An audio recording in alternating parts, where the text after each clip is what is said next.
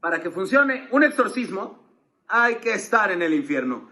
Es una reunión virtual donde compartimos, intercambiamos experiencias, contamos anécdotas. La ciudad sin filtros, con todos los pros y las contras. Mi espacio de reunión favorito. Un lugar para encontrarnos, para reflexionar y para divertirnos. Y todo hilado con el contexto urbano. Con las opiniones encontradas o no, pero siempre desde el respeto. Hablar con amigos sobre los temas que más nos gustan, en este caso, pues las ciudades. Los miércoles de cada 15 días, 7 de la noche, la segunda temporada de La Ciudad y sus Demonios. Acompáñanos. Acompáñenos. Así somos en La Ciudad y sus Demonios.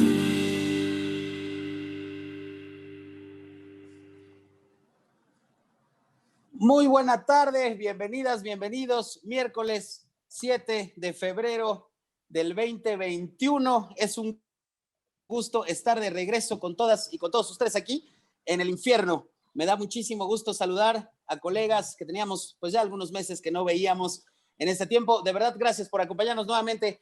Saludo con muchísimo gusto a Beatriz Cárdenas, que se suma nuevamente al infierno. Beatriz, ¿cómo estás? Bienvenida.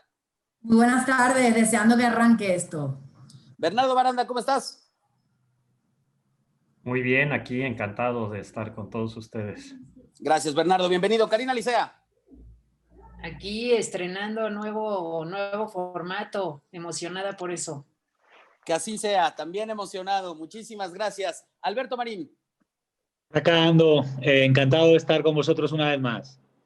Muchísimas gracias. Bien, tenemos un invitado de lujo. La verdad es un privilegio tener a Enrique de la Madrid con nosotros esta tarde, esta noche. Vamos a platicar con él sobre las ciudades del futuro.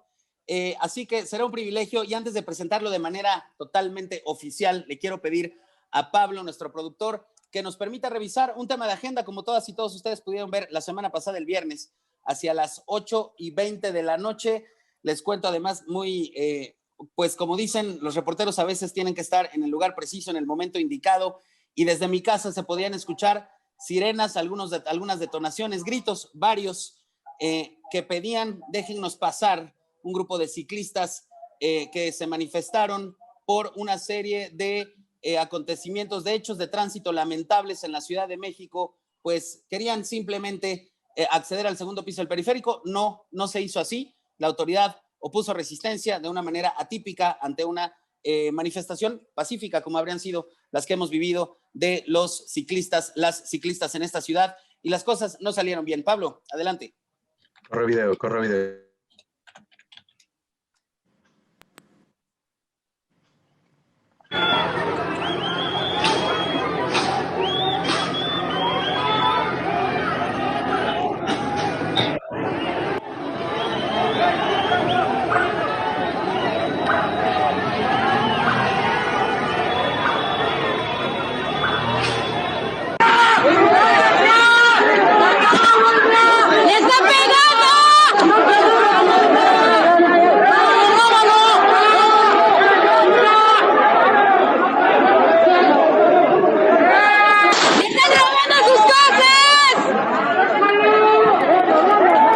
Y también hay policías que aparentemente están lesionados. En este momento llevan a un elemento de la policía pues en brazos.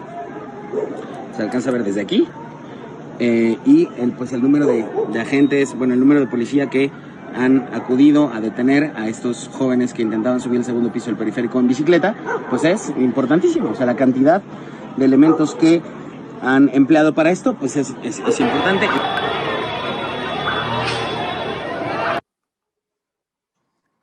Gracias. Bernardo Baranda, no es precisamente las imágenes que uno espera ver cuando anda en bicicleta por la Ciudad de México. ¿Qué podemos decir en este que es sin duda el tema de agenda? Aunque esto ocurrió el viernes pasado y las noticias se suceden con un vertiginio impresionante en esta ciudad y en el resto del país, noticias que podrían ser dignas de la agenda en este espacio, hoy consideramos que este era el tema que teníamos que tratar. ¿Qué nos comentas al respecto, Bernie?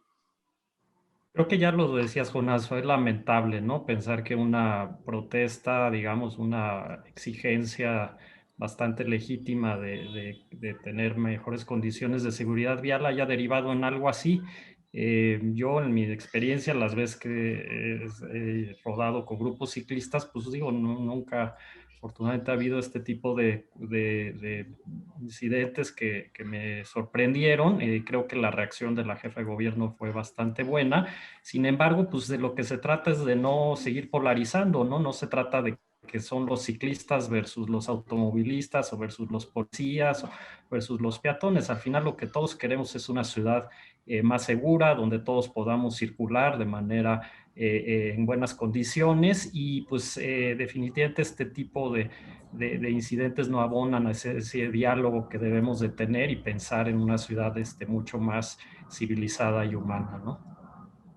Gracias, Bernardo. Sin duda, uno esperaría que no tuviéramos que tener soluciones correctivas a esto, que no llegáramos a estos escenarios, que sin duda son lamentables, y sobre todo si pensamos que este tipo de manifestaciones se dan por un reclamo legítimo de poder circular con seguridad en el espacio público, un espacio de encuentro, y la bicicleta sin duda una forma importantísima, Bernardo, colegas, de disfrutar del espacio público y de la ciudad en México. Así que este es el tema de agenda de esta tarde. Y como dices, hubo una reacción rápida de la jefa de gobierno Claudia Sheinbaum, de García Harfuch también, y sin embargo, pues pareciera que quienes terminaron perdiendo su empleo son estos 10 representantes de seguridad en la Ciudad de México, cuando pensaríamos que lo que nos conduciría a un mejor estado de las cosas es una política pública que nos permitiera proteger a las y los ciclistas cuando circulan en la ciudad. Ojalá que eso cambie, que eso ocurra pronto. Muchas gracias, Bernardo. Queridas amigas, queridos amigos, gracias. Le damos la bienvenida a Enrique de la Madrid. Enrique, muchísimas gracias por aceptar estar esta tarde con nosotros. La Ciudad y sus Demonios cumple 31 programas el día de hoy, después de haber tenido una temporada el año pasado que inició justamente por esto, por la necesidad de encontrarnos en el espacio público que se nos era negada por una condición de esta pandemia, digamos así, pero una urgencia poder debatir los temas de la ciudad, y así es como surge este espacio que hoy comienza su segunda temporada y te damos la más cordial bienvenida. Enrique, déjanos saber por ti, ¿quién es Enrique de la Madrid? Bienvenido. Gracias por la invitación, y además de ser un habitante de las ciudades, llevo 2 años encabezando un centro para el futuro de las ciudades del TEC de Monterrey y estudiando estos temas, ¿no? Estudiando estos temas, por ejemplo, de cómo el tema de una movilidad ya complementaria, que no sea solamente que se privilegie el automóvil, sino que se utilicen otros medios no motorizados, como la bicicleta, como caminar, como la parte de los peatones. En fin, ¿cuáles son las tendencias de las mejores ciudades y qué debemos incorporar en las nuestras, pues, para tener mejor nivel de vida a todos los mexicanos? Gracias, Enrique. Qué gusto tenerte con nosotros y felicidades por el trabajo que llevas 2 años haciendo desde este centro, con quien hemos tenido además gusto de revisar las entrevistas que has hecho, el trabajo que ustedes han hecho, y recientemente de ver una entrevista también con nuestra querida demonia Karina Licea, a quien le abro el micrófono ahora para que comience ella con esta entrevista. Karina, adelante. Pues mira, yo creo que vamos a arrancar un poquito más con antecedentes sobre tu carrera. Nos gustaría saber ¿cuál fue el reto más importante que tuviste cuando fuiste funcionario público? ¿Cómo fue? ¿Fue difícil? ¿Tienes alguna anécdota graciosa? Cuéntanos un poco. Bueno, a ver, primero, lamentablemente está muy desprestigiada la función pública, está muy desprestigiado estar en el gobierno, estar en la política, pero yo creo en la buena política, y yo creo que la política es enfocar y poner tu talento, tus conocimientos, tu imaginación para resolver problemas. O sea, un poco el tema es enfrentar y resolver problemas. Por ejemplo, ahorita en las ciudades, ¿no? Tenemos problemas de contaminación del aire, tenemos problemas de temas de viabilidad, de vialidades, tenemos problemas de vivienda. Entonces, yo te diría que para mí más bien ha sido siempre un gusto y un placer enfrentar retos y buscarles soluciones. No te diría que ya yo tengo una anécdota particularmente compleja. Hay que armar, hay que articular, hay que dialogar con la gente, hay que tratar de buscar, articular posiciones encontradas y buscar aquellas áreas donde tengamos puntos en común. Tenemos muchos puntos de vista diferentes sobre las cosas, Karina, pero creo que el reto en la función pública y ahora en el México de hoy es cómo encontrar puntos donde coincidamos. Entonces, para mí ha sido realmente una experiencia extraordinaria. Tengo vocación de servicio público y he disfrutado mucho los diferentes cargos en donde he estado. Y, por ejemplo, ¿qué te hubiera gustado hacer o qué no alcanzaste a hacer cuando estuviste cumpliendo tus funciones? Bueno, a ver, te quedas ganas de muchas cosas. Obviamente, en la última tarea que fue la Secretaría de Turismo, pues muy contentos de haber visto un desarrollo de un sector espectacular. un sector donde estábamos creciendo el turismo internacional al 10% al año. Las llegadas de viajeros para México por avión crecíamos 10% al año. Un lugar donde México tiene unas fortalezas extraordinarias por la gastronomía, por la naturaleza, por la calidad de la gente y sobre todo porque le da empleo a 10 millones de mexicanos. Entonces, creo que un reto, pero creo que se pudo hacer bien, es otra vez cómo articular las posiciones, por ejemplo, del sector privado, del sector obrero, de los gobiernos municipales y estatales para cumplir un fin que es potenciar el turismo. Y yo siempre decía que el turismo no es un fin, sino que es un medio. ¿Cuál es el fin? Pues mejorar el nivel de vida de la gente. Y así es como lo ven muchas actividades.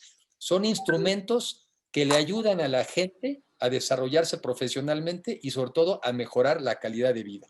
Retos muchos, por ejemplo, la inseguridad en México lleva muchos años golpeando negativamente la llegada de visitantes a nuestro país.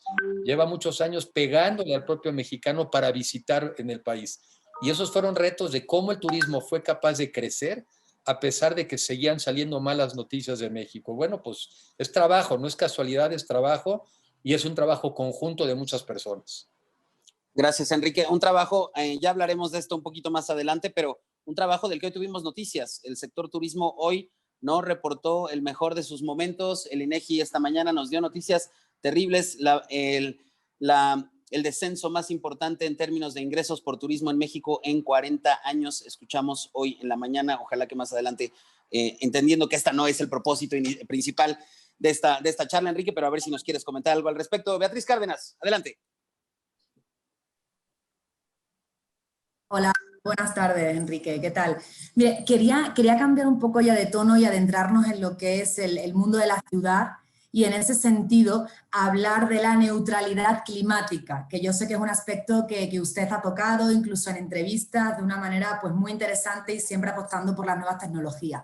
Europa para el 2050 tiene ya un pacto para ser carbono neutral y este verano, en el mes de agosto, a través de la WWF, el gobierno de México, la SEDEMA en concreto, dijo que sí, que refrendaba esta apuesta para que Ciudad de México en concreto llegara a ser carbono neutral en 2050. Desde su punto de vista, Enrique, ¿cómo lo ve? ¿Lo ve posible? ¿Qué habría que hacer? A ver, no solamente es posible, sino que es necesario.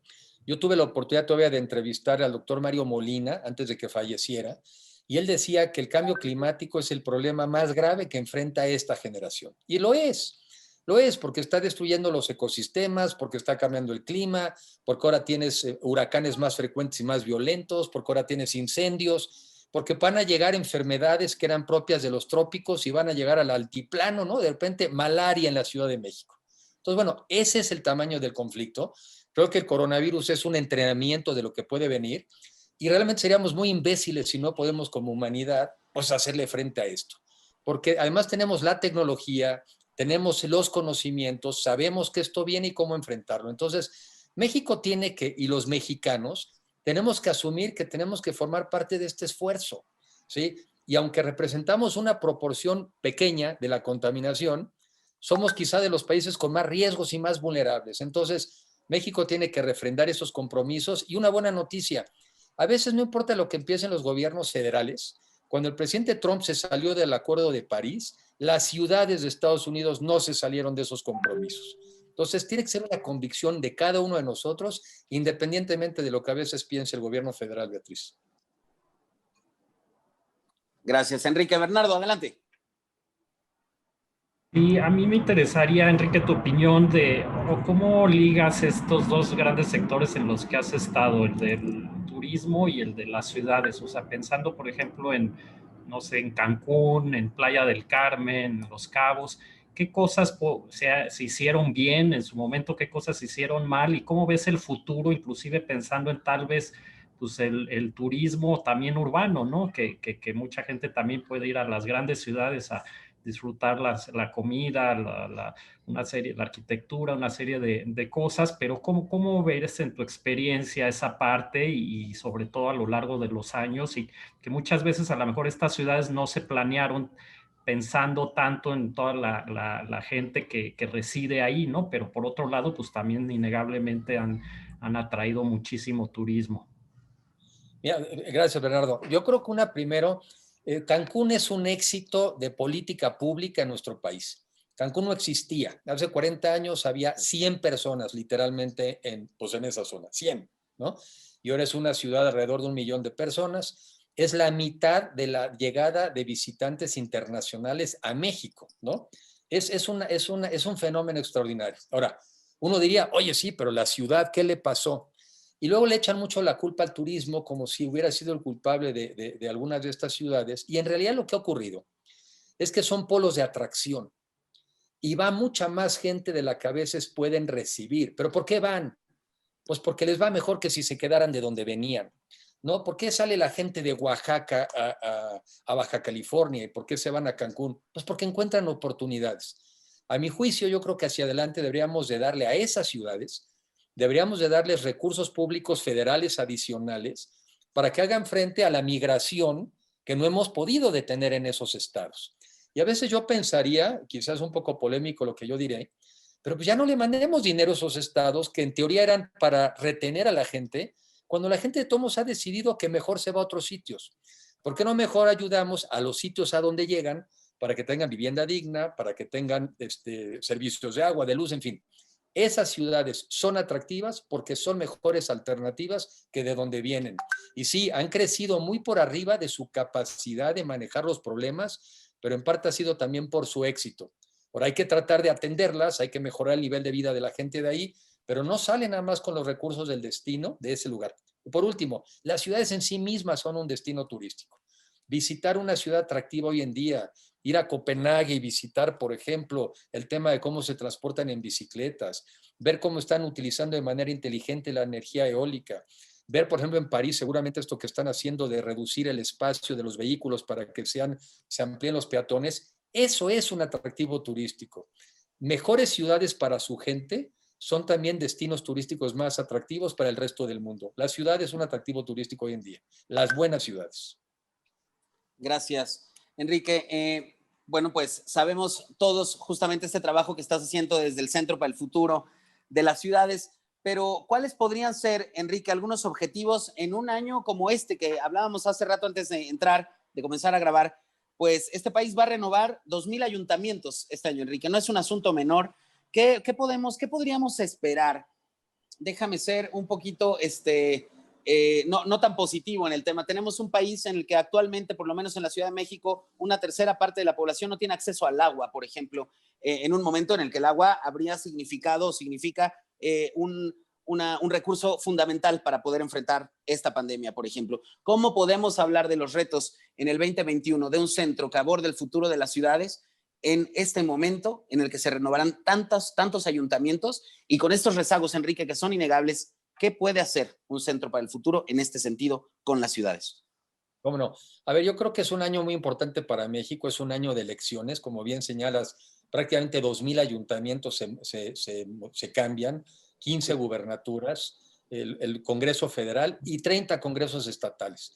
Es un año donde cada uno de nosotros tiene que hacer un esfuerzo por tratar de entender un poco más sobre los problemas que enfrentamos en nuestras ciudades, en nuestras comunidades, y con eso tratar de evaluar de los candidatos que vamos a tener que votar, quién tiene un mejor perfil, porque tiene preparación y también porque tiene una experiencia positiva que lo valide. A ver, la política influye muchísimo en la vida de cada uno de nosotros. El servicio público influye y puede influir para bien o para mal. Nos corresponde informarnos lo más que podamos sobre nuestros problemas y escoger la mejor alternativa que tengamos enfrente. Yo creo que es lo que nos toca. Y nosotros estaremos en estos días también hablando de eso, a ver cuáles son los problemas, en qué hay que enfocarse, cuáles son los temas relevantes, las tendencias del mundo, el cambio climático, la necesidad de conectarnos más en el Internet, en una economía digital. Pero al final del día, y también es otro de los temas que yo en lo personal ando diciendo, salgamos a votar. Porque de nada importa que estemos preocupados si no usamos quizá el único instrumento que sí tenemos todos, que es salir a votar. Votar otra vez por aquella persona, aquel hombre o aquella mujer que se acerque más a que nos dé una explicación lo más entendible, comprensible y creíble de los problemas que estamos por enfrentar. Que no caigamos en el cinismo de que nada se puede, todos son iguales, no podemos hacer nada. Esa es la peor alternativa hacia adelante. Interesante, Enrique, gracias. Alberto Marín, ¿qué le preguntamos a Enrique Madrid? Adelante, por favor. Yo preguntaría muchísimas cosas a Enrique. Me interesa mucho el tema del turismo y ciudades, pero como tú ya has cambiado un poco al centro en el que está Enrique, pues Enrique, luego dejo para después lo del tema del turismo y las ciudades. Enrique, me gustaría saber cómo opera el centro. O sea, básicamente, ¿en qué consiste tu trabajo de todos los días? ¿Cuál es tu cometido y cuál es el cometido del equipo que tiene que trabajar contigo? Gracias, Alberto. A ver, nosotros en el TEC de Monterrey, lo que llegamos a la convicción de el mundo es cada vez más urbano, México es un país urbano, y si queremos mejorar el nivel de vida de la gente, tenemos que tener mejores ciudades. Entonces, nuestra tarea, una buena parte de nuestra tarea es tratar de compartir mejores prácticas, qué está pasando en el mundo, en temas de movilidad, de calidad del aire, de gobernanza de las ciudades, estos temas, por ejemplo, de la vocación de las ciudades, compartir información, compartir conocimientos. Esa es, digamos, nuestra primera obsesión. Y para eso tenemos una revista digital, Entorno y Futuro, tenemos un newsletter semanal desde la urbe, tenemos como ustedes, que luego nos vamos a tener que poner de acuerdo con el horario para no competir, un webinar también quincenal sobre temas de ciudades. Entonces, una es informar. Y la otra, vamos a tratar de hacer algún tipo de trabajo de consultoría en ciudades en específico, porque no nos queremos quedar solo en la reflexión, queremos aterrizar muchas de estas ideas. Entonces, divulgar por un lado y trabajar puntualmente en ciudades en específico, eso es lo que me lleva mi día y es lo que nos lleva nuestra actividad en el Centro para el Futuro de las Ciudades. Y difundir y aprovechar espacios como estos para hablar de la importancia de nuestro entorno si queremos tener un éxito personal. No basta dedicarse a nosotros y nuestro fortalecimiento individual o de la empresa. Si nuestro entorno no nos es favorable, difícilmente nos va a ir bien. Quizá por eso también nuestra revista se llama Entorno y Futuro. El entorno, el escenario, las circunstancias cuentan mucho en la vida de cada uno de nosotros. Gracias, Enrique. Karina, tenemos una sección preparada en esta entrevista con Enrique, pues sobre el futuro, porque a veces pareciera que hemos revisado documentos, películas, en donde vemos una especie de relación entre la ciencia ficción, las ciudades del futuro, los anhelos de lo que viene, que todavía no es. Karina, ¿qué le podemos comentar a nuestro invitado sobre estos temas? Adelante. Pues como que el tema de la utopía urbana es un tema muy recurrente que de repente nos ayuda a nosotros los urbanistas como a vislumbrar cuál es el futuro que podemos construir. Y de repente hay muchas películas, hay muchos libros, y justamente este fin de semana tuve la oportunidad de volver a ver una película que se llama Rascacielos, High Rise, de un escritor que se llama Ballard. Y es una película muy interesante porque pues toda la vida es de una persona que vive en un departamento de ese rascacielos enorme y todo se desarrolla ahí. Ahí va al gimnasio, ahí va a hacer el súper, excepto el trabajo, todo, su diversión, todo está en ese edificio. Y la película inicia de una forma muy explosiva porque está él como portando un montón de armas, así súper armado, lleno de sangre en toda la cara, así, su departamento todo destruido, y cocinando un perro que se va a comer, ¿no? Entonces es así, como que dices, pues, ¿qué pasó en el edificio, no? Pero bueno, este tipo de películas muestran así cómo pensamos que la vida vertical, ¿no? Hay muchos conceptos que de repente discutimos de cómo puede ser la vida en el futuro, pues habla de esto, ¿no? De cómo utópicamente o de distintas formas podemos crear ese futuro. Lo que yo le quería preguntar a Enrique de la Madrid es cómo él vislumbra las ciudades, ¿no? O sea, incluso en esta película se puede ver otros edificios que se están desarrollando igual, pero pues obviamente a partir de esta experiencia pues no es algo replicable, pero digo, es interesante, ¿no? Entonces, ¿cómo lo ves? Mira, Karina, yo un poco a veces veo que cuando he viajado, ¿no?, a diferentes partes del mundo, cuando vas a los países desarrollados, siento que voy al futuro con respecto a México. Y cuando voy a países menos desarrollados, siento que voy al pasado. Entonces, para México me parece que el futuro de las ciudades debiera ser ciudades más a la europea en lugar del modelo norteamericano. Cuando tú vas a una ciudad europea, son ciudades más densas, más compactas, son edificios quizá de 8 pisos, 9 pisos, no de 25, ¿no? Pero como son edificios, la gente vive en departamentos, vive de manera más densa. Bajas de tu edificio y tienes la carnicería, y tienes el supermercado, y tienes la tintorería. Te tienes que mover menos porque precisamente muchas de las cosas ya las resolviste caminando. Son ciudades con áreas públicas, con espacios públicos, con parques. Me parece que ese debería de ser nuestro futuro. Ya el futuro de los europeos pues estarán pensando en el suyo, pero nuestro futuro tiene que ser esto, ciudades más compactas, más densas, donde vivamos de manera más cercana, más altas, aunque no necesariamente estos rascacielos que tú mencionaste, más estilo americano que europeo. Pero yo creo que el modelo europeo para mí la verdad es que ya es el futuro. Ojalá tuviéramos eso asequible. Nuestras ciudades han crecido demasiado horizontal, mucho más que lo que ha crecido la población. No son viables, ciudades así son caras, te tienes que mover en coche, la pavimentación se desgasta, los servicios públicos. Nuestras ciudades se tienen que densificar. Y sé que los urbanistas que llevan muchos años en estos temas, llevan muchos años diciendo eso, pero quizá no hemos generado los instrumentos, los incentivos para que eso pase. Ahora, nomás otro tema de futuro. Hoy platiqué con una persona que me hablaba de co-living. Y está interesantísimo porque me dice que, por ejemplo, sepamos que hoy el 50% de las familias en México ya no son como la familia tradicional, papá, mamá, hijos, ¿no? Muchas son o la mamá es la cabeza de familia o es el papá o simplemente vive solo. Están pensando, y creo que en otros países ya están haciendo este tipo de conjuntos donde llegas y rentas el departamento y hay zonas compartidas, ¿no? Donde comes, donde haces el ejercicio, donde ves la televisión, donde trabajas. Esto también hay que tomarlo en cuenta. La dinámica y la demografía de nuestras sociedades está cambiando y tenemos que crear condiciones para adaptarnos. Para mí, el modelo europeo de ciudades densas, compactas, más homogéneas y espacios públicos, a mí ese es el que me parece deseable para México. Gracias, Enrique. Déjenme comentarles que está entre nosotros también Rafael Montes por ahí, reportero de Milenio, importante que lo sepa la audiencia, y queridísimo amigo periodista que ha cubierto durante mucho tiempo el tema de las ciudades, y me parece prudente comentarlo, además de la presencia de Pepe Iracheta, quien es el director del INSUS, el Instituto Nacional de Suelo. Mucho gusto en tenerlos a todas y a todos ustedes, y me da gusto comentar la presencia de estos dos colegas en particular. Enrique, sin duda, revisando el trabajo que has hecho y de las propuestas que has hecho hace algunas publicaciones en el Universal, comentabas la importancia que tiene el área verde en las ciudades. Y hay una idea que, después de leer algunos textos de Juan Villoro, que decía sobre los techos, sobre las terrazas en México, decía los chingos y chingos de tinacos. Todo esto es lo rojo, todo esto es aquello que pareciera que no nos ofrece nada en términos de esta superficie desperdiciada. Y tú propusiste hace unas semanas esta posibilidad de generar azoteas verdes, de generar digámoslo así, una explosión de áreas verdes en los techos de nuestras ciudades.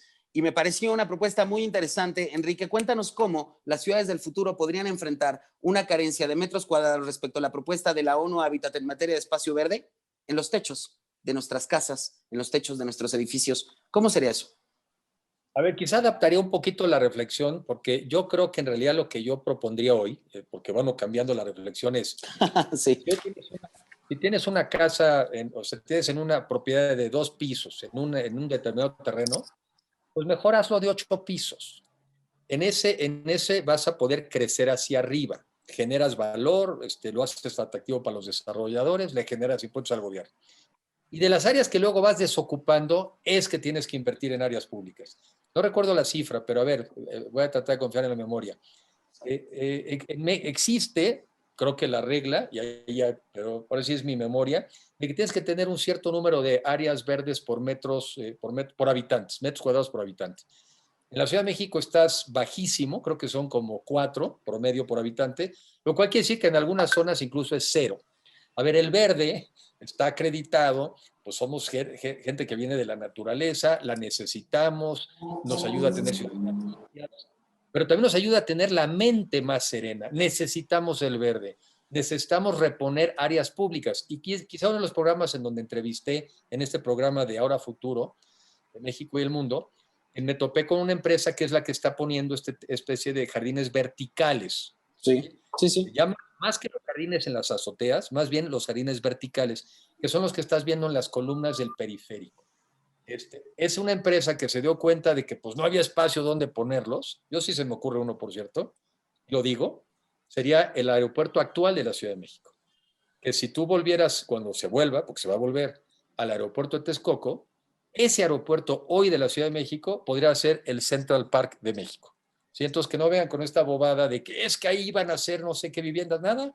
Ahí puedes hacer el nuevo Central Park de México si logras tener el aeropuerto nuevo en Texcoco. Entonces, la vivienda de las azoteas verdes, que me tocó verlo cuando estuve en HCBC, yo creo que ya hay una mejor alternativa que poner azoteas en los techos. Hay que hacer vivienda más vertical y creo que hay que irnos a estos jardines verticales y estos grandes parques. A ver, las grandes ciudades del mundo, no podrías imaginártelas sin esos parques y esas áreas verdes. Londres, Nueva York, no te los explicas sin sus grandes parques. Ahí conviven ricos y pobres y ahí se mezclan todos y eso es una ciudad. Gracias, Enrique. Interesante de lo que nos cuentas, pues tenemos en México la actual propuesta tal vez más ambiciosa en términos de un parque. En un momento ha sido un proyecto polémico, sin duda, el del bosque de Chapultepec. No es un tema que sin duda vale la pena abordar, pero me gustaría pedirle ahora a Beatriz Cárdenas, a Bernardo Baranda, a Alberto Marín, ¿quién de ustedes dijo yo y quién continúa con esta entrevista con el señor de la Madrid? Adelante, por favor, colegas. Bueno, antes que nada, pues Bernardo, vale. No, adelante, pues Bernardo. el brindis, ¿no? Que no, también hacemos parte del chiste de este programa, era sentarnos a tomar, ¿no? Va. Sí, es verdad. Salud, muchachos. Gracias por el recordatorio, Bernie. Y rápidamente, Enrique, digamos, tú eres chilango dentro de la Ciudad de México. ¿Qué son las cosas que más no te gustan y cuáles son las que más te gustan, digamos, así a bote pronto? Bueno, a ver, la que menos me gusta, pues la desigualdad. Yo vivo en una delegación, el Álvaro Obregón, pues que se viven los extremos. Puedes vivir zonas muy buenas, San Ángel, el Pedregal de Pedregal San Ángel, y puedes vivir, ¿verdad?, donde vive la mayoría de la gente, la zona de las barrancas, que ha sido el resultado de invasiones tradicionales, donde viven en algunas zonas verdaderamente muy pobres y muy afectadas. ¿Qué es lo que menos me gusta? Eso, los extremos de nuestra ciudad. Y que son los que hay que atender y hay que trabajar. ¿Qué me gusta de la ciudad? Me gusta que es una ciudad vibrante, que tiene cultura, que tiene gastronomía, que tiene museos, que tiene lugares para entretenerte, porque una ciudad tiene que ser divertida, tiene que ser atractiva. ¿Qué no me gusta? Que sea insegura. Ha sido relativamente más segura que otras partes de México, pero pues no te sientes totalmente seguro. Entonces, tiene que ser menos desigual, tiene que ser más incluyente, pero es una ciudad muy atractiva. Yo creo que es una de las ciudades más atractivas hoy en día del mundo. Es divertida, es de las ciudades que tienen más museos del mundo. Tienes cosas que hacer, tienes diferentes opciones de gastronomía, dependiendo cada quien de su nivel de ingreso. Tienes cosas interesantes. Hay áreas donde se nos han puesto muy feas, ¿no? Hay que arbolar, hay que volver a un poquito un cierto sentido de estética. Parecen islas, hay islas en la ciudad, hay unas zonas muy atractivas y después tienes que pasar por otras muy feas. Pero en general es una ciudad muy atractiva y tan es así que pues yo creo que por eso vivimos ahí cerca de 8 millones en lo que era el DF y 22 en lo que es el área total, la zona urbana de la Ciudad de México. Gracias. Adelante, Alberto. Sí, yo quería preguntarle a Enrique, que me lo he dejado antes por mencionar, porque hablaba de las ciudades europeas como referente y pues recientemente se ha visto ciudades como Barcelona, Venecia, donde precisamente el tema del turismo está generando un conflicto con la población, la ciudadanía o con los políticos de esas ciudades, ¿no?, que lo ven de este modo. Entonces quería preguntarle a Enrique si cree, cómo ve primero este tema y si cree que en algún momento en México puede pasar algo parecido. Pues a ver, yo entiendo, ¿verdad?, que si tú eres parisino o si eres catalán, pues sí, llega un momento en que seguramente estás un tanto harto de que tú sales a la calle y probablemente, no sé, el 70% de los que están ahí son turistas. No son tu comunidad. Son ciudades tan atractivas que todos los queremos visitar, todos queremos ir ahí. Después también se han dado fenómenos de encarecimiento, ¿no? A partir de estos fenómenos de que tú puedes rentar tus departamentos ahora temporalmente para que lo visiten ahí las personas en lugar de los hoteles, también se ha encarecido. Pero yo creo, la verdad, que son lugares de cierta excepción. O sea, son París, son Venecia, son... yo creo que al final del día el turismo es algo positivo, genera ingresos, genera actividad económica, le genera bienestar a la población y no me imagino que haya una manera tampoco de detener eso, pero sí estoy consciente de este fenómeno que afecta a algunas ciudades. Ahora, perdón que lo diga, pero con esta pandemia eso se corrigió. Y además con la crisis económica que también vino en el mundo y que seguramente la gente viajará menos, en el corto plazo, pues ese fenómeno van a ver que al ratito van a decir, vuelvan, vuelvan, siempre sí los queremos. Pero sí estoy consciente de ese problema en la Ciudad de México y en México no lo veo. No ahorita, por lo menos. Adelante, Beatriz.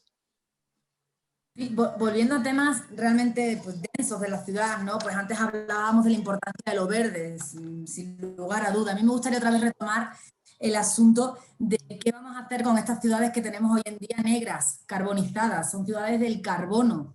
Vivimos totalmente dependientes de lo fósil, ¿no? Y es necesario retirar el exceso del CO2 de la atmósfera. No solamente no tenemos que producir, sino tenemos que buscar elementos para retirarlo. ¿Cómo ve, Enrique, la política pública en este sentido? ¿Realmente se está apoyando o sería necesario unas medidas más fuertes? Porque creo que, en mi opinión, en lo que veo, a lo que yo me dedico, al ser recomendaciones, no sirven. Entonces, ¿usted cómo lo ve y cómo lo maneja? A ver, tenemos primero, yo creo mucho en la fuerza de la sociedad para influir en la política. Normalmente es así. El político anda viendo muchas veces qué quiere la sociedad y a partir de eso lo apoya. Hay veces que al revés, un buen político, una buena política a veces propone cosas que no necesariamente en ese momento compra la sociedad, pero son las convenientes y hay que vender las ideas. Yo creo que en México hay una convicción sobre el tema de sustentabilidad, hay una convicción sobre la importancia del cambio climático, pero después la gente no vincula una cosa con la otra. Por ejemplo, perdón que lo diga, pero andar haciendo una refinería en Dos Bocas, cuando hoy en día las que tenemos están al 30% de su capacidad, pues es un sinsentido. Y yo no veo que los mexicanos estén expresando sobre esa mala idea, ¿no? O, por ejemplo, es muy mala idea que hoy en día la Comisión Federal de Electricidad esté utilizando combustóleo para producir electricidad. Cuando la puedes producir de gas o la puedes producir de viento o fotovoltaico. Pero tampoco veo grandes marchas de la gente contra eso. Entonces, todavía nos falta entender mejor a los mexicanos y a los ciudadanos las implicaciones de tolerar y aceptar unas cosas. Porque efectivamente es inconsistente con el discurso de que vamos a tener ciudades neutras para el 2050. Pues no. A ver, la electricidad que utilizamos en nuestras casas, en nuestras oficinas, en nuestras empresas, es muy relevante cómo se hace. No te puedes decir verde, no te puedes decir consciente, si no estás al mismo tiempo incidiendo en que lo que estamos utilizando no contamine. Entonces, ahora, hoy existe la tecnología para hacer dos cosas. Una, para contaminar menos, cuando producimos electricidad, cuando nos movemos en un coche eléctrico, cuando caminamos, cuando hacemos bicicleta, ¿verdad? Hoy podemos, y también sé que vamos hacia poder capturar, ¿no?, el dióxido de carbono.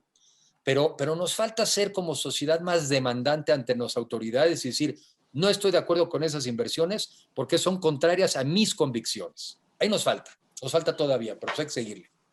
Solamente el 15% de la energía que se produce en México hasta ahora es entre solar y eólica. Enrique, pareciera, en efecto, lo que dices, que no es un tema que atienda al mexicote, ¿no?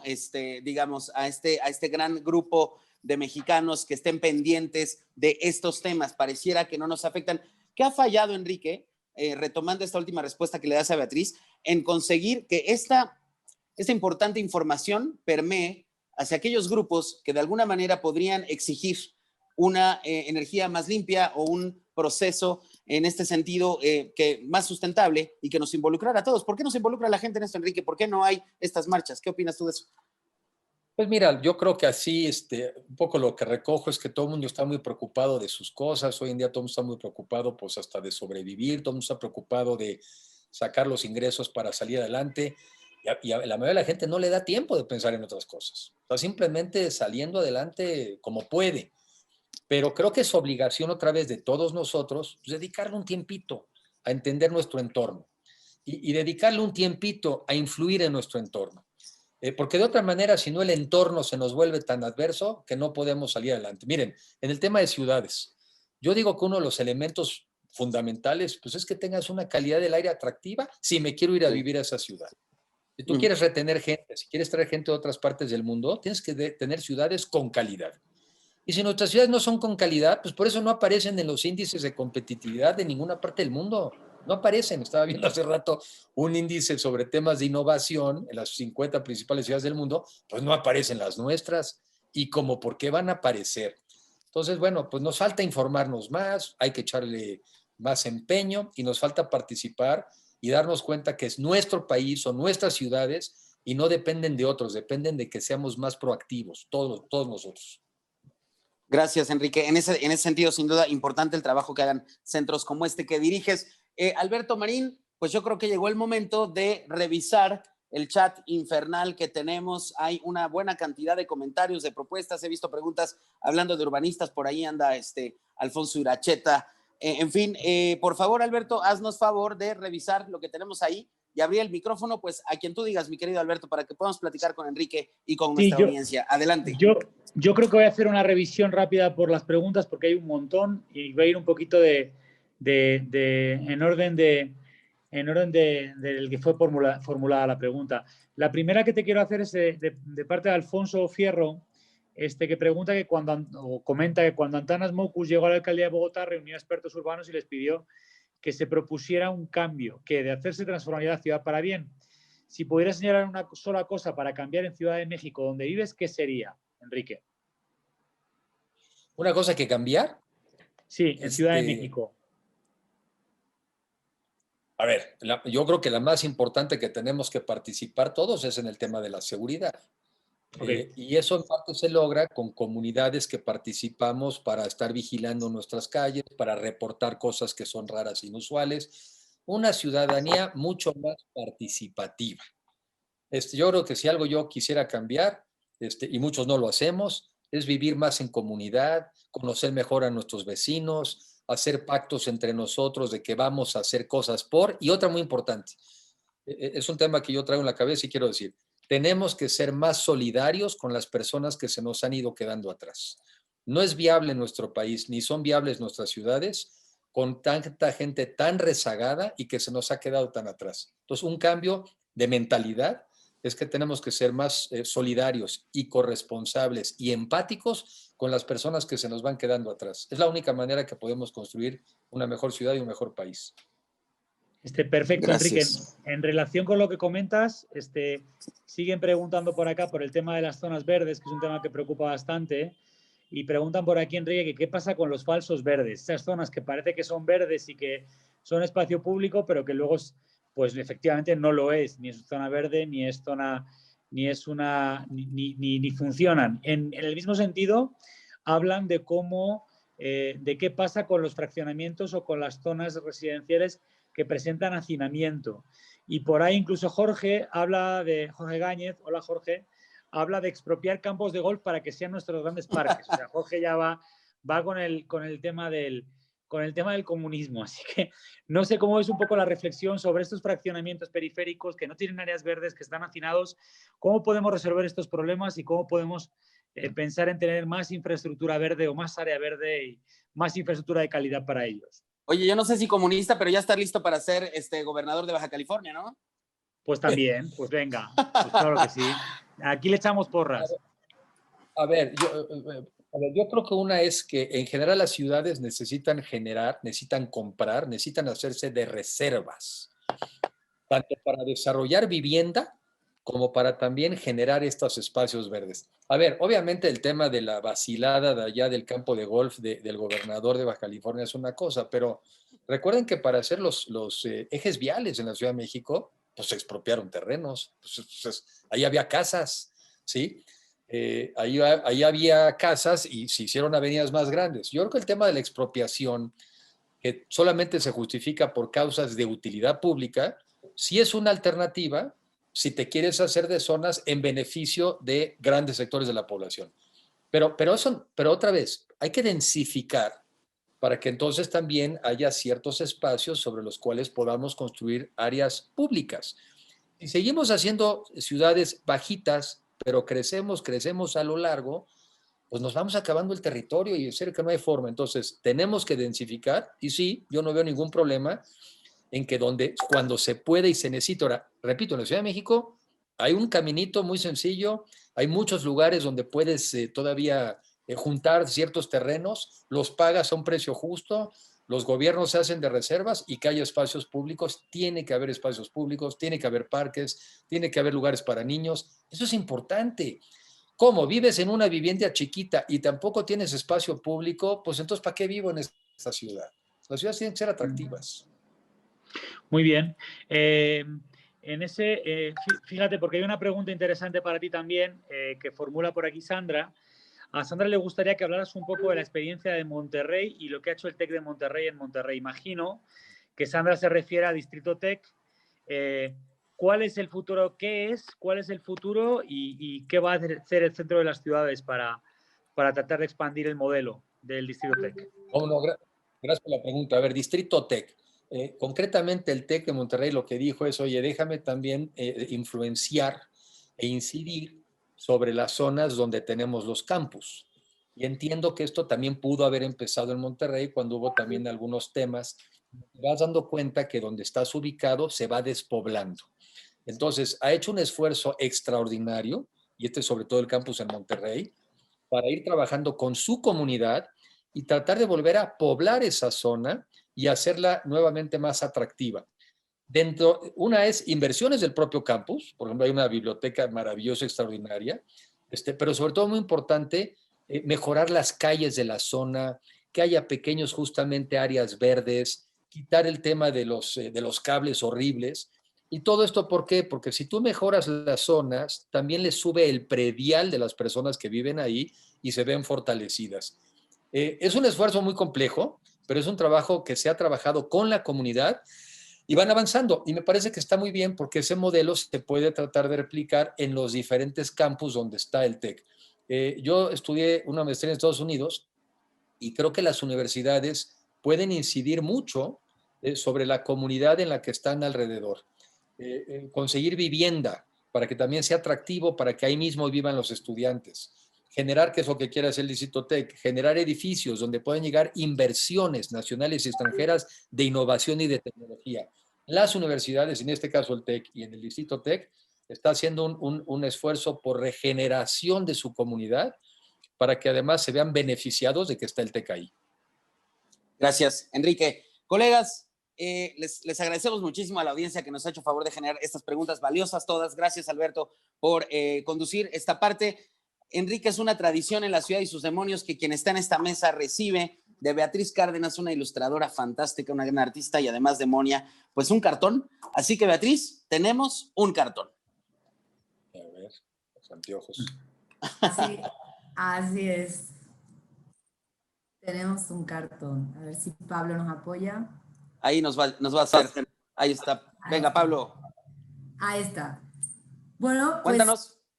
Os cuento, esto es una visión de la ciudad, de cómo estamos ahora mismo, partes positivas, partes negativas que hemos comentado, partes por supuesto positivas que vamos tendiendo hacia la inteligencia artificial, Internet de las cosas, nos van a estar visualizando 40.000 drones, partes negativas, oscuro, el carbón, vamos a perder la identidad, incluso la persona que he dibujado ahí, que es la única que tiene identidad, lleva un perro encima que probablemente se lo coma, ¿no?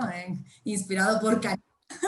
Y que es de todo esto y lo disruptivo, lo que hemos hablado, ¿no? La necesidad de lo verde, de la vuelta a la naturaleza y de volver a generar una atmósfera limpia, ¿no? Entonces, bueno, creo que he intentado un poco resumir de una manera un poco loca todo lo que hemos estado comentando.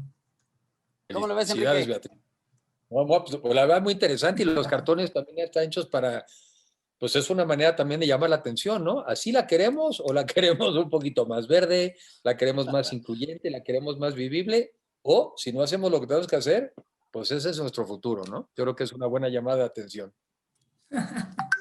Muchas gracias. Enrique, oye, algún día vamos a hacer cuando el espacio, cuando el tiempo lo permita, tenemos pensado hacer una galería, una exposición con pues más de 30 cartones que ha hecho Beatriz con todas y con todos nuestros invitados. Ojalá que podamos entre el Centro del Futuro para las ciudades del TEC, la ciudad y sus demonios y nuestros colegas y colegas generar algo para poder abordar esta información gráfica que también es información de las ciudades, ¿no, Enrique?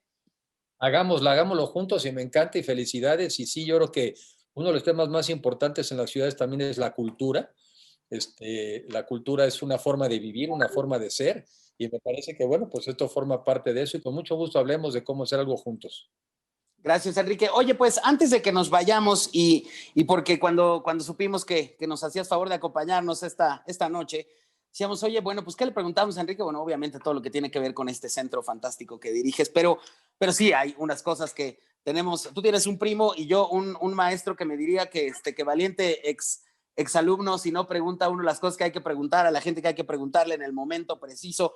Tú eres hijo de un expresidente, Enrique. ¿Qué significa pues vivir? ¿Cuántos años tenías cuando era presidente Miguel de la Madrid? ¿Y qué significa nacer, vivir en Los Pinos, convivir pues como papá con un presidente de la República, con una mamá como Paloma Cordero? ¿Qué significa eso, Enrique? Pues yo diría que compromiso. O sea, primero fue una experiencia extraordinaria. Yo tenía 20 años, o sea, de 20 a los 26 más o menos. Haber vivido esa experiencia, haber acompañado a mis papás durante toda la campaña, que en ese entonces eran 9 meses, haber conocido todo el país, haberlo recorrido todo desde joven. Yo creo que si la palabra que me diría, ¿y qué te quedó? Compromiso. Porque cuando tú conoces un país como el nuestro, tan maravilloso, ¿no?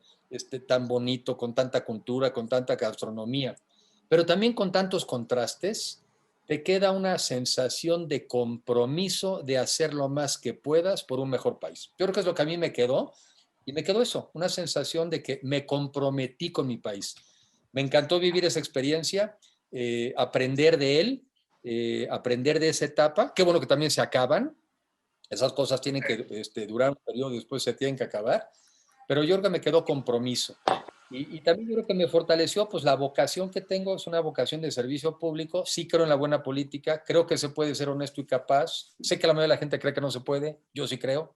Y en eso es en lo que yo he tratado de enfocarme y poner mi granito de arroz para que tengamos un mejor país, un mucho mejor país que el que tenemos. Muchas gracias, Enrique. Quedaron en el chat preguntas de Roberto Asensio, amigo y tengo una colega última llamado. pregunta. Adelante, Karina, venga. La última. Ya nada más para cerrar, ¿volverías a la administración pública, Enrique? A ver, sí, claro que sí, y te voy a decir por qué, Karina, porque yo creo que es muy, y si se fijan para bien y para mal, no hay nada que le pueda dañar más a una sociedad que un mal gobierno. No hay nada que pueda no ayudarle mejor a una sociedad que un buen gobierno. O sea, desde el gobierno tienes una capacidad de influir sobre el rumbo de las cosas. Ejemplo, estamos hablando, ¿no? Sí o no energías renovables, sí o no tecnología para avanzar, sí o no una sociedad más justa y equilibrada. Entonces, un mal gobierno es terrible para una sociedad y puede acabar con su futuro. Un buen gobierno puede incidir para generar el entorno para que cada quien llegue a ser quien quiere ser. Si hubiera la oportunidad, claro que regresaría a la administración pública para tratar de hacer las cosas bien. Gracias. Enrique de la Madrid, director del Centro para el Futuro de las Ciudades del Tecnológico de Monterrey. Enrique, ha sido un privilegio tenerte con nosotros. Muchísimas gracias por habernos acompañado y ojalá que podamos seguir contando con tu mirada en otras ediciones de La Ciudad y sus Demonios. Por ahora, de verdad, muchísimas gracias por habernos acompañado. Gracias a todas y a todos ustedes Jonás, por acompañar. Dígame al señor Marín. A ver, que por aquí le manda saludos, que este apartado de saludos también es... Ah, mira, es que tienes un club de fans, Enrique, aquí en el chat. De amigos. Sandra Herrera, que es hermana de Jordi Herrera, y te manda un abrazo. No. Salúdamelo también mucho y sí, a ver, encantados de seguir esto, tío, nos pondremos de acuerdo para no competir en el horario, porque sé que lo hacen los miércoles, nosotros también, los webinars, y hagamos este tema que me dijeron de la parte cultural tan pronto se pueda, o encontramos cómo hacerlo aquí.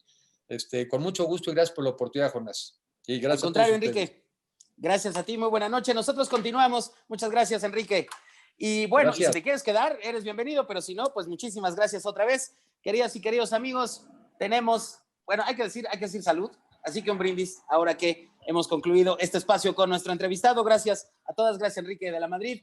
Y comentarles como decíamos al principio de este espacio, este año, queridas y queridos colegas, déjenme quito mi copota de aquí que se ve fea, se van a renovar en México prácticamente 2,000 ayuntamientos, 15 gobernaturas, prácticamente el Congreso completo, 15 congresos locales, 30 congresos locales, no es un asunto menor, y hemos decidido que discutir de este y otros temas con un grupo de colegas, amigas, amigos, a quienes les tenemos mucho respeto, admiración y que nos da mucho gusto que hayan aceptado participar en el Purgatorio. Habíamos pensado ponerle la Divina Comedia, habíamos pensado varios otros nombres para este espacio. Lo que sí no dudamos es en quienes tenían que formar parte de este espacio, y me da muchísimo gusto presentar esta noche para formar parte del Purgatorio, un espacio que cada 15 días va a estar con diferentes temas, con algunos de estos y algunas de estas colaboradoras, amigas y amigos. Gabriela Alarcón, bienvenida al Purgatorio. Gaby, ¿cómo estás? Hola, muy bien. ¿Y tú? Qué gusto volver a verlos a todos ahorita en este nuevo año. Qué padre mesa que están organizando y qué buenos temas ahí veo que se van a armar para poderlos debatir. Gabriela Alarcón, gracias. Laura Ballesteros, bienvenida, mi querida Lau. ¿Cómo estás? Bienvenida de nuevo al Purgatorio. Ahora sí, Laura. Hola, ¿qué tal? Buenas noches, qué gusto saludarles a todos. Me encanta escucharles, escuchar también a Enrique con esta experiencia, además con la que también ha nacido. Me encantó tu pregunta última y bueno, pues vamos a las preguntas en el Purgatorio. Federico Taboada. ¿Cómo están? Muy buenas, qué gusto verles. Bien interesante ver a Enrique de la Madrid hablar, ¿no? Para mí es bien curioso, pero también muy... Sí, Enrique de la Madrid es escuchar, para mí es muy divertido siempre escuchar a la gente que habla después de haber tenido responsabilidades. Pero bueno, pues que yo creo que aquí podemos tener unas buenas reflexiones acerca del tema urbano. Creo que tendremos buenos debates y yo estoy puestísimo aquí para que podamos platicar y compartir ideas, que es lo principal. Me da mucho gusto ver aquí a gente que hace años que no veo. Gracias, Fede. Y bueno, bienvenido de nuevo. Señor Roberto Asensio, ¿cómo te va, mano? Bienvenido al Purgatorio. Hola, Jonás, hola a todos. Muchas gracias, muy contento de estar por aquí y muy intrigado por cómo va a estar esta nueva dinámica. Aquí andamos. Gracias, Roberto. Ricardo Feliz Fernández, queridísimo amigo, socio de Comunica la Ciudad hace unos años, desde la hermosísima perla del occidente, desde Guadalajara, se suma al Purgatorio, un entrañable amigo de la ciudad y sus demonios y amiguísimo de Jonás Vázquez. Venga, Ricardo. Buenas noches, Jonás. Sí, bueno, normalmente estaría en la perla de occidente, nada más que hoy los estoy acompañando desde Querétaro, que tuve que venirme acá unas semanas por temas familiares, ya ves.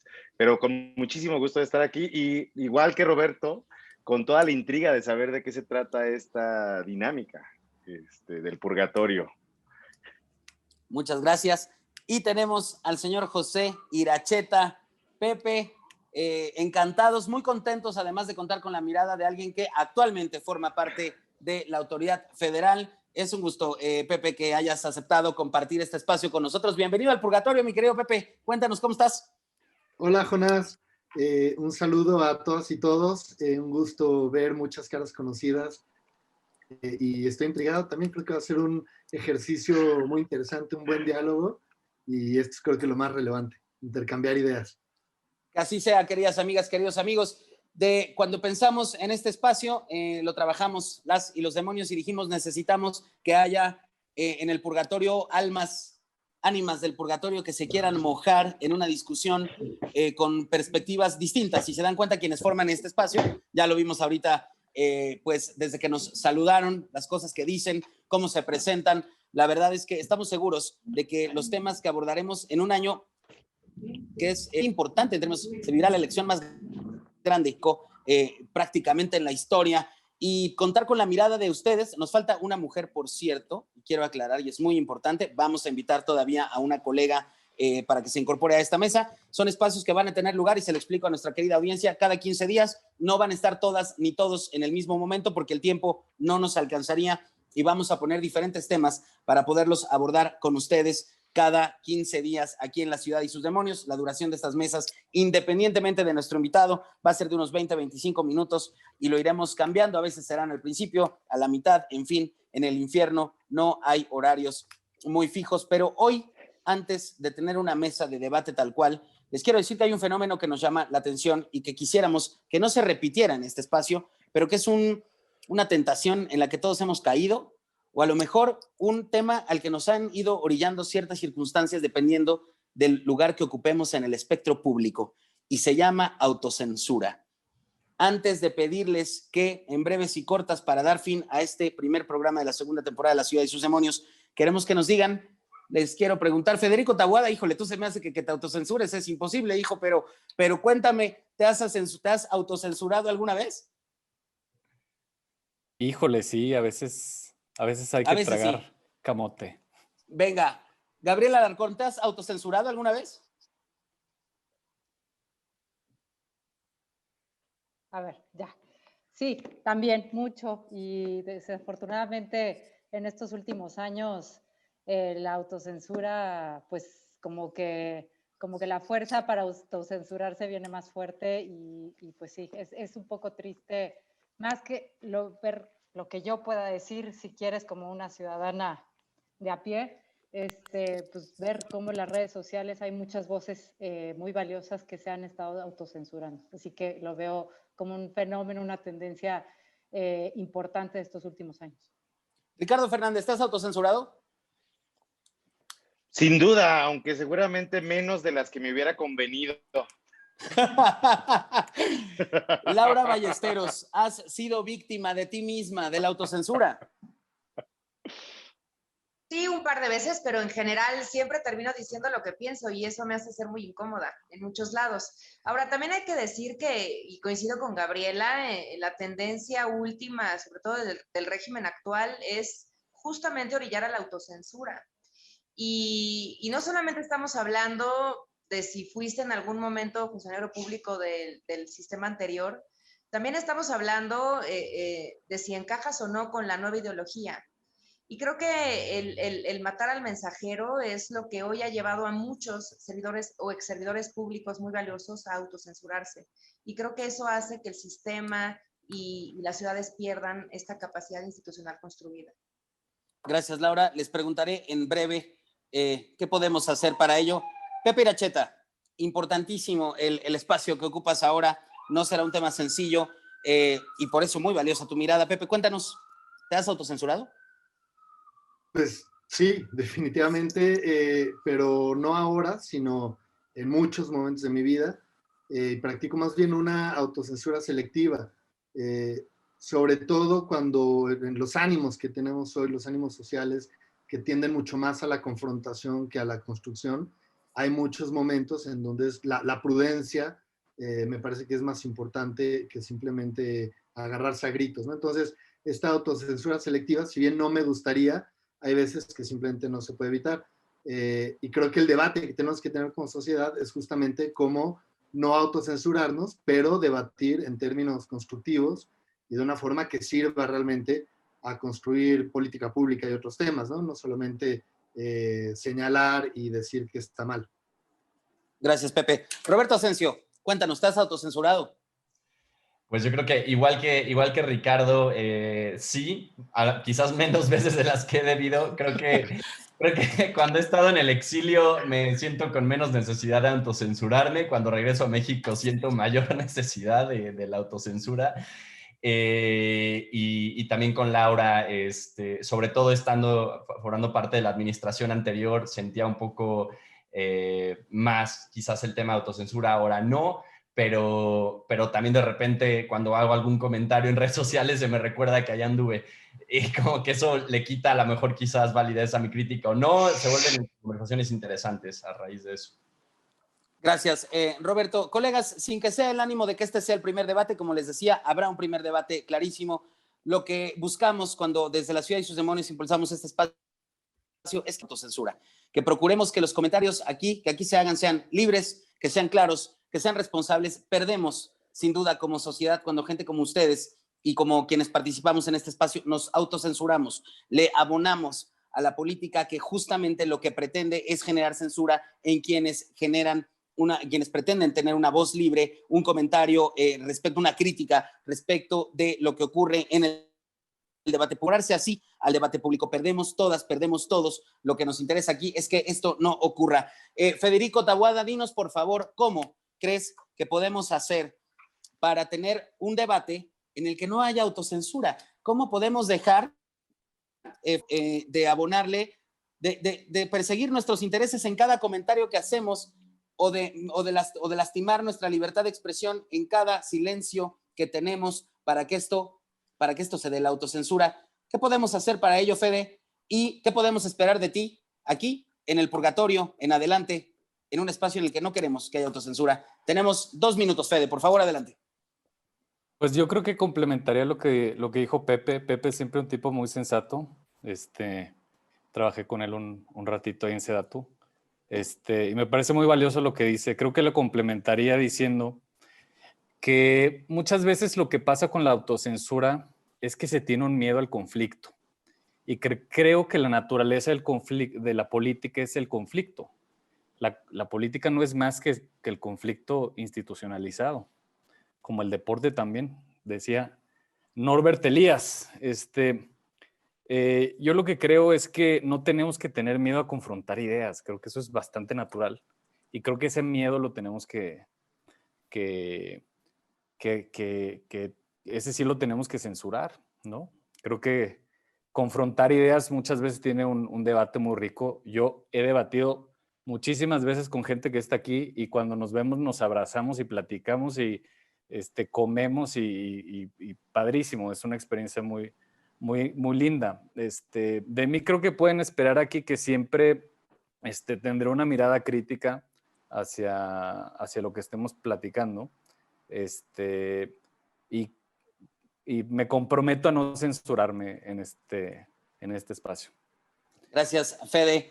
Gaby Alarcón, ¿cómo le podemos hacer para no caer en esta práctica que a veces pareciera que lo hacemos para protegernos de algo, pero que luego nos termina dejando aún más vulnerables? Esto es como el que por primera vez permite que le engañen, después va a terminar permitiendo flagelos. No hay regreso, a veces pareciera, en la autocensura. ¿Cómo le hacemos, Gaby, para evitar esto? Bueno, a ver, va una analogía, a ver qué tal jala, pero es como cuando uno va a terapia de pareja, ¿no? Y se está, pues, madreando, ¿no? Con su pareja durante mucho tiempo y en donde nada más es la pelea para ver quién tiene la razón. Es cómo te gano y estás enfrascado en estas discusiones. Entonces, el que diga el otro automáticamente ya está buscando la otra parte la manera de ganarle el argumento, ¿no? Creo que ese no debe ser el objetivo último. El objetivo es construir una comunicación que permita sobre todo un entendimiento del otro y un entendimiento de la pareja, en este caso de la comunidad, de la ciudad, de los ciudadanos que vivimos en ella. Entonces creo que es bien importante, sí es importante la parte de confrontación de ideas. Creo que es bien importante basarse lo más posible, no tanto en una opinión de lo que me dijo, de lo que sea, mucho en datos, mucho en ciencia cuando exista esa ciencia, pero lo más importante es para tratar de entender al otro y llegar a un entendimiento, verdad, si se puede decir, superior a aquello a ese pedacito de verdad que tienes tú y que tengo yo también. Entonces, yo creo que de esta manera estar abierto a lo que dice y de dónde viene el otro, creo que es la base para poder quitarse de esta polarización y de que te lleva a la autocensura. Gracias, Gaby. No te vas a censurar en el purgatorio. Ricardo, dice Federico que lo que pasa es que no hay que tenerle temor al debate público y demás, pero es que luego te quedas sin trabajo, güey. Entonces, ¿cómo se le hace para que no pierda uno este espacio de privilegio que luego uno asume como un espacio de privilegio cuando hay una especie de automordaza porque hay temas que son prohibitivos tratar en ciertos espacios. ¿Cómo se combate la autocensura, Ricardo? Sí, por supuesto. Justo con respecto a lo que dijo Federico, no sé, el miedo no es al conflicto, el miedo es a perder algo, es a perder un trabajo, a perder que te contraten, a perder una oportunidad, ¿no? Pues, y al final,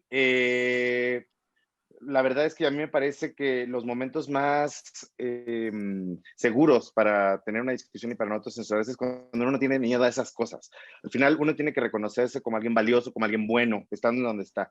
Y recordando lo que dice Gaby, pues es que las discusiones no tienen forzosamente que volverse una cosa violenta, agresiva, acalorada, ¿no? Uno definitivamente puede todo el tiempo estar construyendo ideas. La discusión no se trata de ganar la discusión, se trata de construir una idea común que se acerque un poquito más a la verdad.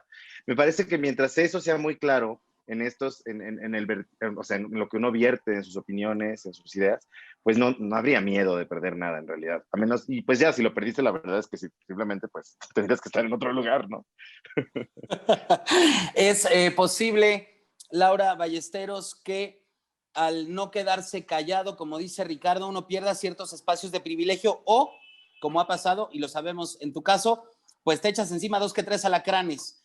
Entonces, la autocensura es también un espacio al que uno acude por supervivencia a veces y se convierte en una supervivencia muy mentirosa, en un espacio muy riesgoso, de verdad, de autoprotección. Pero hay gente que acude a ella también, Laura, para protegerse. ¿Cómo le hacemos, Laura, para combatir esta autocensura? Y prométeme, yo sé que así es, que tú no te vas a autocensurar como ánima del purgatorio que eres. Adelante, Laura. Pero yo creo que esta pregunta varía si me la haces a mí o se la haces a los hombres del panel. O sea, es decir, las mujeres venimos de una condición de desigualdad en donde no importa si lo decimos o no lo decimos, ya tenemos una situación de desventaja en cuanto a si tenemos credibilidad en lo que estamos haciendo o diciendo o no.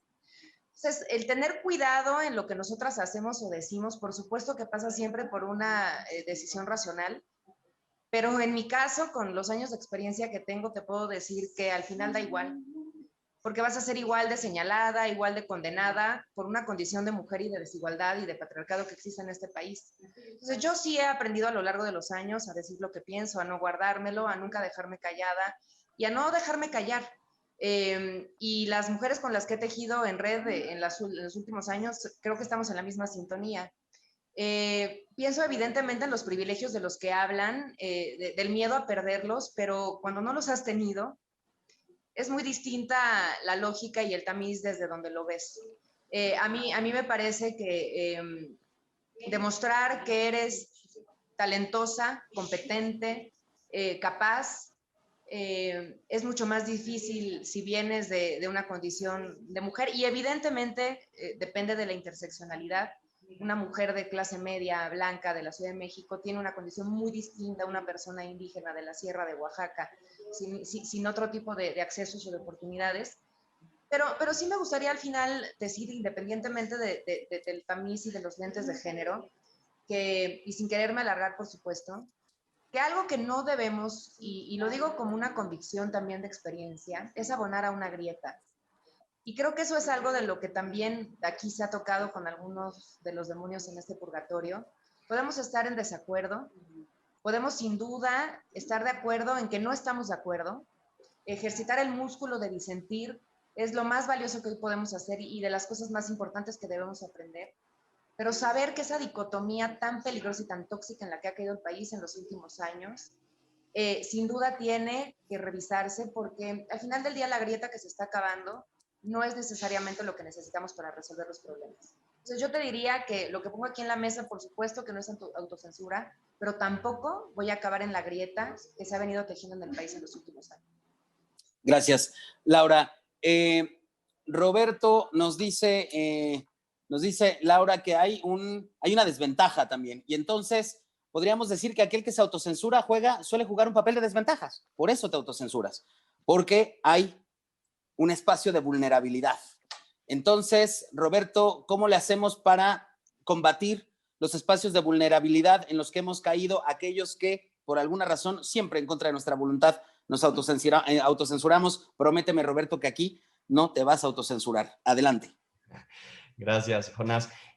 Completamente de acuerdo con todo lo que están diciendo. Yo agregaría que es necesario que creemos los espacios institucionales para castigar la censura que viene de la parte de las autoridades. Lograr que... Bueno, de parte de las autoridades y de otras partes, ¿eh? No y de solo otras partes. Y de Sí, sí. cualquier... Bueno, sí, digamos que lo que necesitamos es que no exista... Cuando existe algún tipo de censura es porque existe poder, ¿no? Y que pueden quitarte cierto privilegio que has adquirido, o ciertas oportunidades, ¿no? Entonces, lo que necesitamos es que no exista ese desbalance de poder, que como sociedad civil podamos realmente apuntarle y decir, por tu culpa me estoy censurando, tú me estás obligando a autocensurarme, porque si yo digo lo que pienso, si digo que tu proyecto no me parece, si digo cuántas personas no se acercan a mí a comentarme en persona, no todo lo que piensan, pero en público no lo dicen, a todos aquí nos pasa.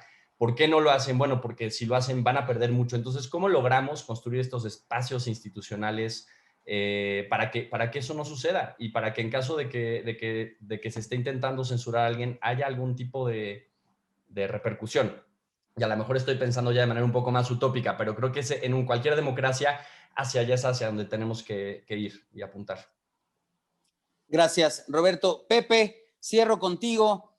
Estar en un espacio de autoridad tiene un compromiso muy importante, Pepe, porque enfrentas justamente la necesidad de abordar temas públicos desde un lugar donde se decide la política pública.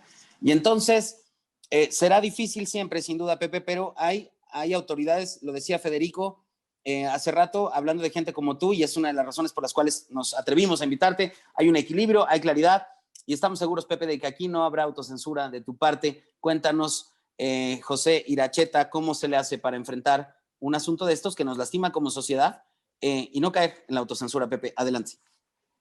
Es un tema complejísimo encontrar el balance entre cómo te debes comportar, qué debes decir, qué no debes decir. Realmente es muy complejo cuando eres un funcionario público, ¿no? Como es mi caso en este momento.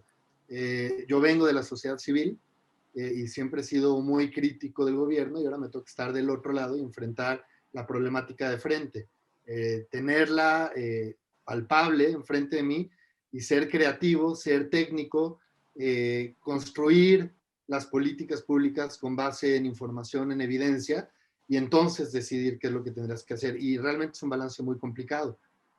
Creo que lo que más puede abonar justo al diálogo es cuando estamos hablando partiendo de argumentos técnicos, no tanto de ustedes contra nosotros o de tú contra mí, o sea, no, sino encontrar este puente que tenemos, pero creo que ese puente, la única forma de construirlo es cuando utilizamos argumentos, no ataques o comentarios personales o sobre un gobierno completo, sobre una sociedad completa, ya que hay muchas diferencias, ¿no? Entonces es bien importante ser muy preciso y decir, a ver, este tema, este asunto requiere que se aborde diferente, este asunto se está llevando bien, hay que fortalecerlo por acá, y así es como construyes estos puentes. De otro modo, simplemente, como bien decía Laura, lo único que hacemos es cavar más en este foso que se está haciendo en nuestra sociedad y en muchas otras sociedades del mundo, desafortunadamente, y eso, las consecuencias de largo plazo son terribles.